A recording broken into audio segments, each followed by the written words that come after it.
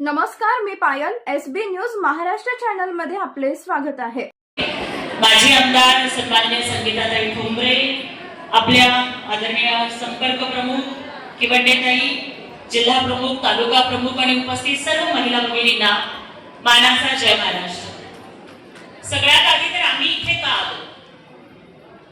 इतर अनेक पक्षांमध्ये जेव्हा नेते येतात, भाषण करतात आणि निघून जातात.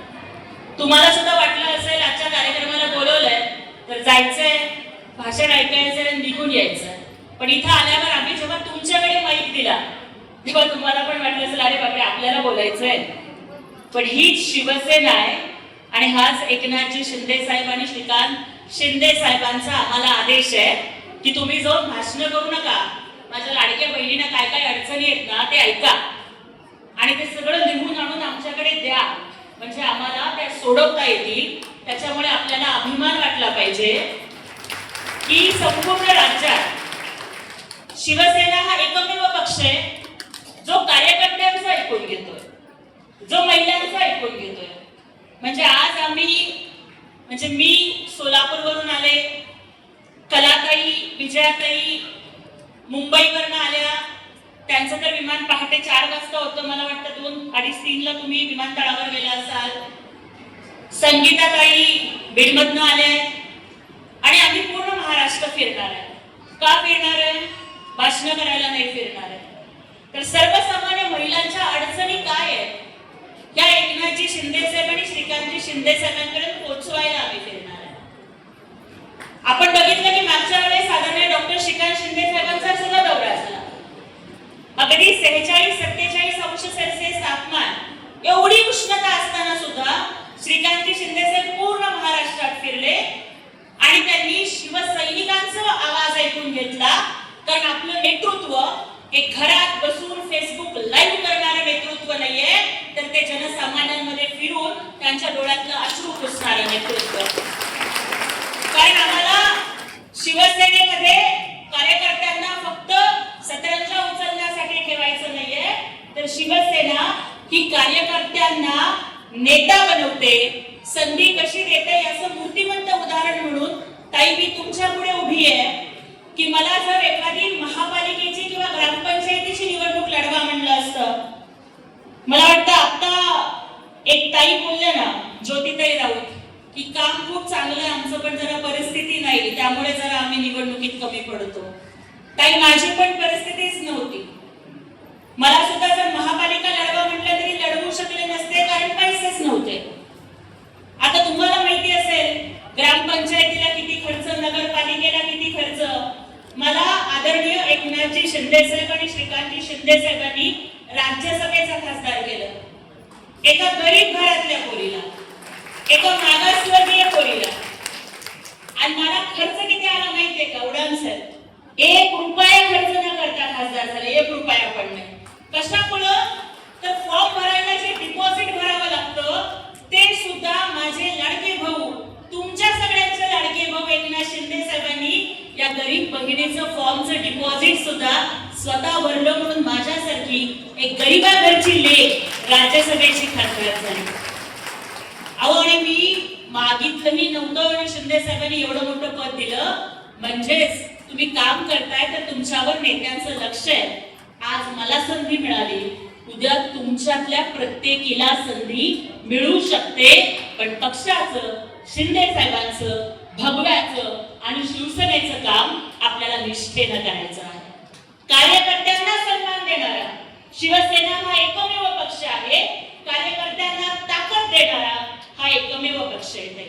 आणि त्यामुळे तुम्ही बघा की अनेक मुख्यमंत्री आले आणि गेले, काय फरक पडला होता जीवनात? कुठल्या मुख्यमंत्र्यांनी लाडकी बहीण म्हणलं का कुठल्या मुख्यमंत्र्यांनी 1500 रुपये ओवाळणी पाठवली? साहेब जोपर्यंत होते तोपर्यंत काही अडचण नाही आली. आता काही अडचणी येत आहेत तर ते आपण बघू. खूप योजना झाल्या, लेक लाडकी लखपती, ST मध्ये अर्ध तिकीट, कागदपत्रावर आईचं नाव, अशा अनेक योजना झाल्या, पण त्या ताकदीनं महिलांच्या पर्यंत पोहोचल्या. लाडक्या बहिणींना आता कंबर बसून कामाला लागायचंय की पुन्हा एकदा आपल्या लाडक्या भावाला महाराष्ट्राच्या मुख्यमंत्री पदावर बसवायचं. मला या ठिकाणी सन्माननीय आमदार हिकमतरावजी यांचं मला मनापासून अभिनंदन करायचं.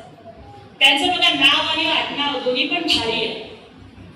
मला वाटतं पण साहेब आपलं नाव हिकमत असण्यापेक्षा हिकमतराव असण्यापेक्षा हिम्मतराव असायला पाहिजे होतं असं मला वाटतं.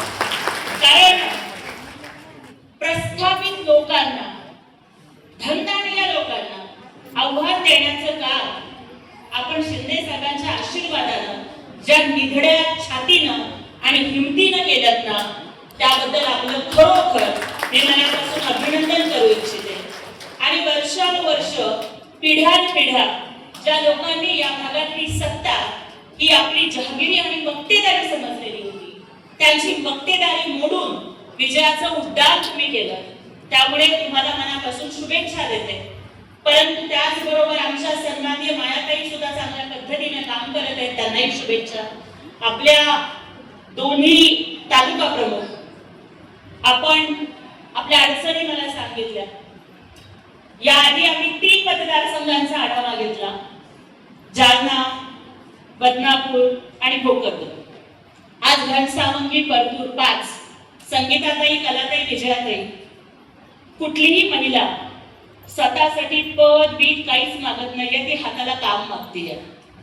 आणि याच्यावरून लक्षात येतं की महिलांना स्वतःपेक्षा कुटुंबाची किती काळजी आहे. पण तुम्ही बघा की या सगळ्या योजना त्या शिंदे साहेबांच्या कार्यकाळातच राबवल्या गेलेल्या आहेत. आणि त्यामुळे आपण सगळ्यांनी जर ठरवलं की आम्ही सगळ्या लाडक्या बहिणी खंबीरपणानं लाडक्या भावाच्या पाठीशी उभं राहू तर लाडक्या बहिणींना कुठलीच अडचण येणार नाही. आणि बाकीच्या सगळ्या मला वाटतं की ज्या काही संघटनात्मक किंवा इतर काही प्रशासनिक अडचणी येतील त्या संदर्भात आपले आमदार साहेब तर त्याचा पाठपुरावा करतीलच. मला थोडस टीव्ही चॅनेलवरती आपल्या पक्षाची बाजू मांडायची आहे. आज सकाळपासून काय चाललंय तुम्ही टीव्हीवरती बघत असाल. खासदार असण्याच्या सोबतच पक्षाची प्रवक्ता पण आहे. ज्या ज्या वेळेला लाडक्या भावावरती कुणी बोलतं तर त्यांना ठामपणानं उत्तर देण्याचं सुद्धा काम माझं आहे. त्यामुळे आपण मला थोडीशी परवानगी द्यावी. आमच्या सन्माननीय माजी आमदार संगीताताई भोंगरे, उपनेत्या कलाताई शिंदे आणि उपनेत्या आदरणीय विजयाताई पोटे या तुमच्या सोबत पुढे संवाद सुरू ठेवतील. पण मला जरा परवानगी द्यावी अशी मी तुम्हाला विनंती करते आणि थांबते. जय हिंद, जय महाराष्ट्र, जय शिवराय, जय भीम. धन्यवाद. SB न्यूज महाराष्ट्र चॅनलची संपूर्ण माहिती ऐकण्यासाठी चॅनलला सबस्क्राईब, लाईक, कमेंट व शेअर करा. धन्यवाद.